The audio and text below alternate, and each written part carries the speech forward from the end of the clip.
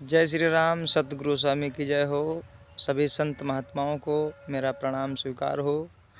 और देखिए, हमारे कबीर साहब ने बताया है 4 प्रकार के राम हैं। कौन से 4 राम हैं वो आज हम बात करेंगे 4 रामों के बारे में। तो कबीर साहब कहते हैं कि 4 राम हैं, आप 4 राम में से किस राम को मानते हैं। देखिए कितनी अच्छी बात कही है उन्होंने। और वो चारों राम मानव के शरीर में ही बताया है साहब ने।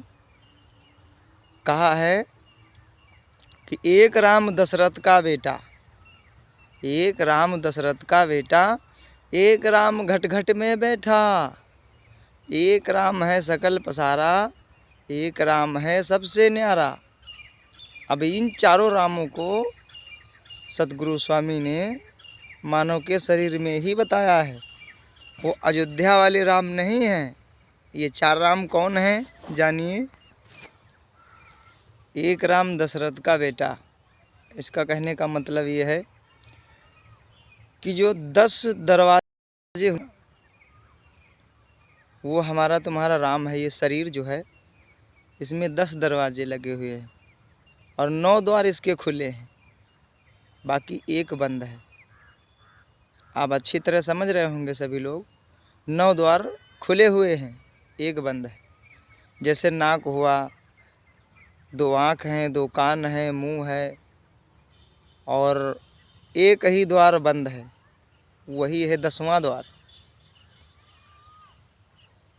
10 द्वार से मानव का शरीर उत्पन्न हुआ है, इसीलिए ये दशरथ का बेटा है। शरीर ही अपना दशरथ का बेटा है।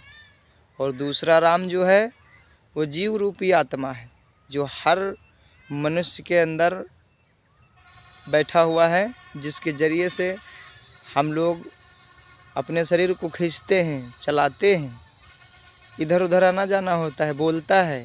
यही राम है जो बोल रहा है, दूसरा राम है।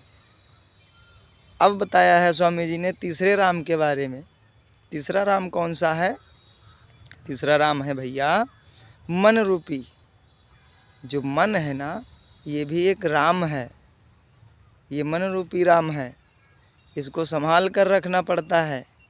कभी कभी उल्टे काम भी कर देता है, कभी कभी सीधे भी करता है, इसलिए मन को संभाल कर रखना पड़ता है। और चौथा राम कौन सा है? वो चौथा राम है पूर्ण परमात्मा, जिसके बारे में बहुत कम लोग जानते हैं। वही चौथा राम है। हम लोगों को चौथे राम की ज़रूरत है। चौथे राम को पकड़ना है, उसी से लगन लगाना है। अब बताइए, चारों राम साहब ने तो अंदर ही बता दिए, फिर ये श्री रामचंद्र अयोध्या वाले तो अभी बाकी पड़े रह गए। इसका कहने का मतलब ये है कि साहब स्पष्ट कहते हैं कि अपने अंदर ही खोजो। भगवान को, परमात्मा को मंदिर में खोज रहे हो, मंदिर में खोज रहे हो, मस्जिद में खोज रहे हो, कहाँ मिलेंगे? गुरुद्वारा में खोज रहे हो, वहाँ नहीं है। ये परमात्मा जो है अपने अंदर ही है। अगर इसको खोजोगे तभी मिलेगा, कोशिश करो तभी मिलेगा। इसलिए कबीर साहब ने बताया है कि अंदर वाले परमात्मा को खोजना है हमको। देखिए भाई, सिंपल सी बात है। कोई राम को मानता है, कोई कृष्ण को मानता है, कोई सतगुरु स्वामी को मानता है, कोई अल्लाह को नाम मानता है, लेकिन हमारे लिए तो सब एक हैं। अल्लाह, राम, कृष्ण सब एक है। नाम अनेक हैं, रूप एक ही है, यानी नाम रख दिए गए अलग अलग। इसलिए स्वामी जी ने कहा है कि सिर्फ एक ही भगवान को, राम को मानो, जिससे मानव का कल्याण होना है। अगर उस राम को आप पकड़ोगे तभी कल्याण हो पाएगा। ये 4 राम कबीर संत ने बताया, हमारे अंदर ही पाए जाते हैं। इसलिए आज हमने ये जानकारी आप लोगों को दी। अगर ये जानकारी अच्छी लगी हो या आप लोगों को कुछ समझ में आया हो इसके बारे में, तो कमेंट बॉक्स में हमें ज़रूर लिखिए। सतगुरु स्वामी की जय हो। मैंने देखा है बहुत लोग जन्नत जाना और बैकुंठ जाना और सतलोक जाना पसंद करते हैं। गुरु की बातों पर विश्वास करते हैं। विश्वास मत करो, विचार करो। गुरु की बातों का विचार कीजिए। जन्नत है कहाँ, बैकुंठ है कहाँ, और ये तुम्हारा सतलोक है कहाँ?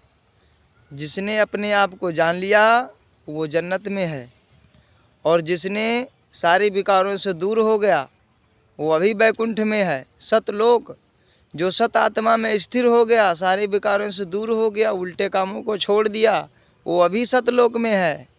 यही है असली चीज़।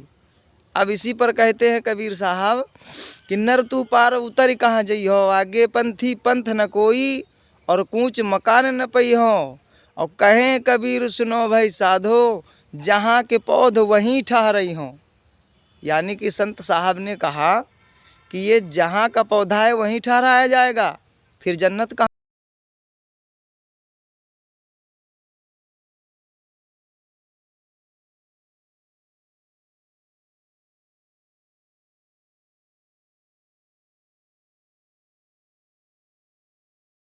है